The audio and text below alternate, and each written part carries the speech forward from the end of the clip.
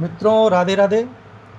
मित्रों, आज हम बात करेंगे मिथुन लग्न में राहु का 12 भाव पर संपूर्ण फल, और साथ ही हम आज आपको बताएंगे कि राहु से बचने के लिए, उसके दुष्प्रभावों से बचने के लिए और वो हमारे जीवन में शुभ फल प्रदान करें, हमको क्या एक अचूक उपाय करना चाहिए, वो हम आपको बताएंगे। वीडियो पर बने रहें और जल्द से जल्द हमारे चैनल को सब्सक्राइब करें, लाइक करें और अपनी महत्वपूर्ण सुझाव हमको कमेंट के द्वारा दें। तो चलिए शुरू करते हैं। जैसे कि हम जानते हैं, राहु एक ग्रह ना होकर एक अपने आप में एक राक्षस से उत्पन्न एक छाया ग्रह है, जिसका कोई अस्तित्व तो नहीं है, लेकिन उसका प्रभाव नकारात्मक हमारे जीवन पे बहुत पड़ता है। राहु ऐश्वर्य का भी ग्रह है। राहु जब हमको देता है तो इतना देता है कि आप संभाल नहीं पाएंगे, और जब राहु लेता है तो सब बटोर के ले जाता है। तो मित्रों, शुरू करते हैं। राहु का मिथुन लग्न में जब वो लग्न में बैठा होता है तो ऐसा व्यक्ति बहुत ही तेजस्वी होता है, बहुत ही चालाक चतुर होता है, उसकी बुद्धि बहुत तार्किक होती है, वो बहुत तर्कों के द्वारा अपने प्रश्न रखता है, और यहाँ पर बहुत उच्च का राहु होता है। ऐसे व्यक्ति, यहाँ पर राहु है, यहाँ से पंचम दृष्टि हमारे पुत्र भाव पर पड़ती है और हमारे जीवन में पहली संतान पुत्र देता है। सप्तम दृष्टि से हमारे वैवाहिक जीवन को सुखमय बनाता है, और नवम दृष्टि इसकी पड़ती है। नवम दृष्टि हमारे भाग्य को मजबूत करने वाली होती है। ऐसा व्यक्ति धार्मिक होता है और धार्मिक कार्यों में अपना समय, अपना पैसा लगाता है और जीवन में शुभ लाभ प्राप्त करता है। देखते हैं, राहु जब द्वितीय भाव में बैठता है, द्वितीय भाव में जब राहु बैठता है तो यहाँ अच्छा फल नहीं देता। अक्सर ऐसे लोगों को धन का अभाव होता है, परिवार में वाद विवाद और टकराव की स्थिति पैदा करता है। ऐसे व्यक्तियों को राहु पंचम दृष्टि जब उसकी हमारे शत्रु स्थान पर पड़ती है तो शत्रुओं में वृद्धि करने वाला होता है। सप्तम दृष्टि से हमारी आयु को क्षीण करता है। ऐसे व्यक्ति के कुछ एक्सीडेंट के भी चांस होते हैं। नवम दृष्टि से हमारे व्यापार में भी नुकसान पहुंचाने वाला होता है। देखते हैं तृतीय भाव पर राहु का क्या फल है। तृतीय भाव पर जब राहु बैठता है तो ऐसे व्यक्ति को पराक्रम में वृद्धि करता है, मेहनती बनाता है, लेकिन उसको उसकी मेहनत के अनुसार बहुत अच्छा फल प्राप्त नहीं होता है। छोटे भाई बहनों से भी उसके मतभेद की स्थिति उत्पन्न कराता है। पंचम दृष्टि विवाह स्थान पर पड़ते ही हमारे वैवाहिक संबंधों में हमारे जीवन साथी से मतभेद कराता है, और सप्तम दृष्टि से हमारे भाग्य को कमज़ोर करता है। नवम दृष्टि से हमारे आय में भी नुकसान कराने वाला होता है, मित्रों से भी मतभेद कराने वाला होता है। अब देखते हैं, चतुर्थ भाव में जब मंगल बैठता है तो चतुर्थ भाव में मंगल कन्या राशि पर बड़े ही अच्छे फल देता है। ऐसे व्यक्ति को अपनी माता का अच्छा सुख प्राप्त होता है, उसको अपने जीवन में भूमि भवन वाहन सब सुखों में वृद्धि करने वाला होता है। और ऐसे व्यक्ति का राहु यहाँ से पंचम दृष्टि उसकी हमारे आयु भाव पे होती है, हमारी आयु को बढ़ाने वाला होता है। सप्तम दृष्टि से हमारे व्यापार में वृद्धि करने वाला होता है, हमारा व्यापार अच्छा चलता है। नवम दृष्टि से हमारे जो भी खर्चे होते हैं वो हमारे शुभ कार्यों पे कराने वाला होता है। मित्रों, पंचम भाव पर जब राहु बैठता है तो पंचम भाव पर बैठा हुआ राहु हमको अपनी मित्र राशि में बैठता है, तुला राशि में, तो हमको बहुत ही शुभ परिणाम मिलते हैं। हमारी शिक्षा अच्छी कराता है, हमारे संतान पक्ष से हमको लाभ कराता है, हमारी संतान जो हैं हमको जीवन में शुभ लाभ प्रदान करने वाली होती हैं। ऐसे व्यक्ति शेयर सट्टा में भी, अपना जुआ सट्टा में भी पैसा लगाते हैं और उससे लाभ प्राप्त करते हैं। यहाँ से उसकी दृष्टि हमारी पंचम भाग्य भाव पर पड़ती है, हमारे भाग्य में भी वृद्धि होती है, हम धार्मिक होते हैं। सप्तम दृष्टि से हमारे आय के स्रोत बढ़ाने वाला होता है, और नवम दृष्टि से हमारे जीवन में हमारा जो व्यक्तित्व है उसको प्रभावशाली बनाने का काम करता है। अब देखते हैं, जब षष्ठम भाव पर राहु बैठता है तो षष्ठम भाव पर बैठा हुआ राहु बहुत नीच का हो जाता है। यहाँ पर हमको रोग ऋण शत्रु में वृद्धि करने वाला होता है। ऐसे व्यक्ति के शत्रु उसको समय समय पर परेशान करते हैं।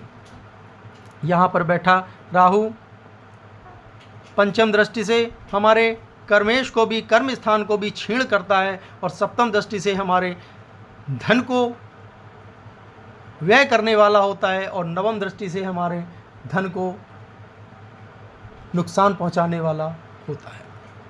अब देखो मित्रों, सप्तम भाव पर जब राहु बैठता है तो सप्तम भाव पर भी बैठा राहु हमें बहुत सप्तम भाव पर हमें अच्छे परिणाम देखने को नहीं मिलते। ऐसे व्यक्ति को अपने जीवन साथी से कई बार ऐसी स्थिति उत्पन्न होती है कि अलग होना पड़ता है। ऐसे व्यक्ति के जीवन में दो विवाह के योग भी बनते हैं। ऐसे व्यक्ति के अगर कोई व्यापार में है तो उसके साझेदार उसको धोखा देते हैं, उसकी अपने साझेदारों से नहीं बनती, बहुत नुकसान होता है।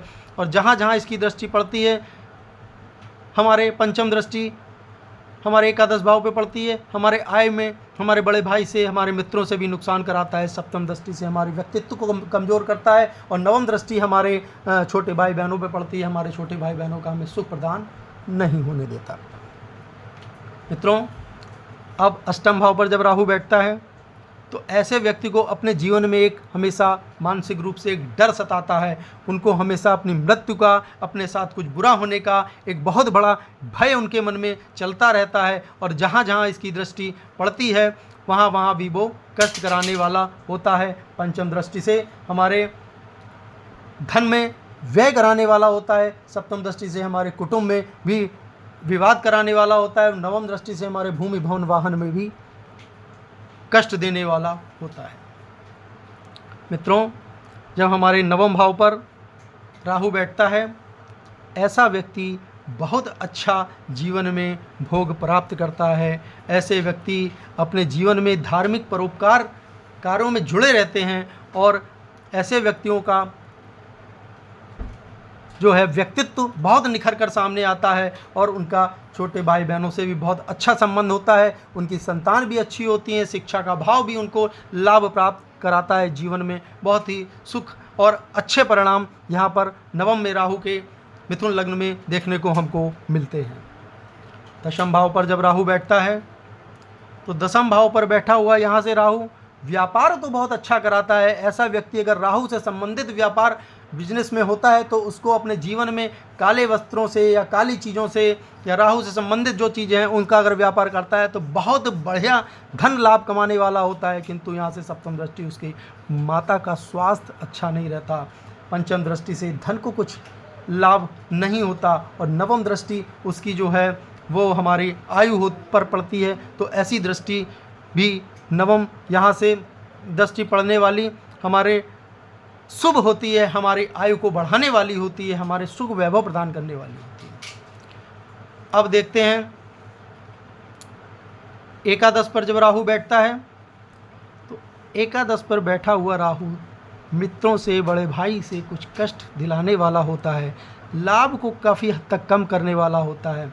और इसकी यहाँ से दृष्टि भाई बहनों के भाव पर पड़ती है, उसमें हमारे भाई बहनों से संबंध अच्छे नहीं रहने देता, हमारी शिक्षा में कुछ नुकसान पहुँचाता है, हमारी संतानों से भी कष्ट देने वाला होता है और हमारे विवाह में भी कुछ अड़चने पैदा करता है या जीवन साथी से हमारे मतभेद पैदा करता है, व्यापार में हमें समस्याएं देने वाला होता है। मित्रों, जब राहु हमारे द्वादश भाव पर बैठता है तो यहाँ पर बैठा हुआ राहु हमें कुछ शुभ और कुछ अशुभ दोनों ही मिश्रित परिणाम जीवन में देखने को मिलते हैं। यहाँ पर बैठा हुआ राहु अगर हमको मानसिक समस्याएं देता है तो हमको विदेश यात्रा योग भी देता है। ऐसा व्यक्ति अपने विदेश जाकर और यहाँ से पंचम दृष्टि हमारे भूमि भवन वाहन सुख पर पड़ती है, विदेश जाकर धन अर्जित करता है और अपना भूमि भवन वाहन मकान जीवन में निर्माण कराता है। सप्तम दृष्टि से हमारी आयु को बढ़ाने वाला होता है और नवम दृष्टि से हमारे सप्तम दृष्टि से हमारे रोग ऋण में कमी करने वाला होता है और नवम दृष्टि से हमारे आयु में वृद्धि करने वाला होता है, हमें शुभ लाभ पहुंचाने वाला होता है। तो मित्रों, हमने देखा द्वादश भाव पर जब राहु बैठता है तो हमें जीवन में बहुत से शुभ और अशुभ दोनों तरह के परिणामों को देखने को मिलता है। और जब राहु की दशा महादशा आती है तो उसमें इन परिणामों में वृद्धि होती है, चाहे वो परिणाम सकारात्मक हों या नकारात्मक, वो हमें जीवन में भोगने पड़ते हैं। तो मित्रों, इससे राहु से संबंधित मैं एक उपाय आपको बताऊंगा, बहुत ही अचूक उपाय है। अगर आप करेंगे तो आपको 100% लाभ होगा। मित्रों, एक चांदी का चौकोर टुकड़ा आप हमेशा अपने पास रखें, अपने पर्स में रखें, अपनी जेब में रखें और अधिक से अधिक एक चांदी की चेन धारण करें और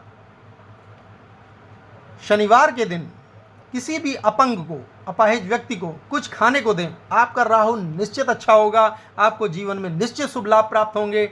इसी के साथ मैं अपना आज का कार्यक्रम समाप्त करता हूं और मित्रों, हमारी इस जानकारी पे बने रहने के लिए अधिक से अधिक हमारे चैनल को सब्सक्राइब करें और मैं आपको ऐसे ही अच्छी अचूक जानकारियां अचूक देता रहूँगा ताकि आपको अपने जीवन में, अपनी जन्मपत्री में समस्याओं का स्वयं समाधान करने में आप सक्षम हो पाएं। मित्रों, तब तक के लिए राधे राधे।